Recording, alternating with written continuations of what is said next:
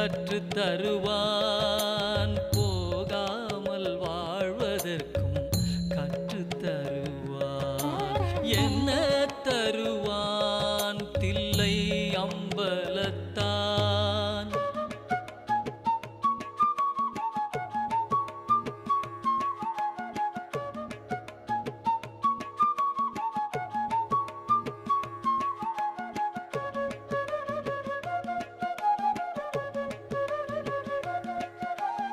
ஈகலோக வாழ்வில் உடனிருப்பான். ஈகலோக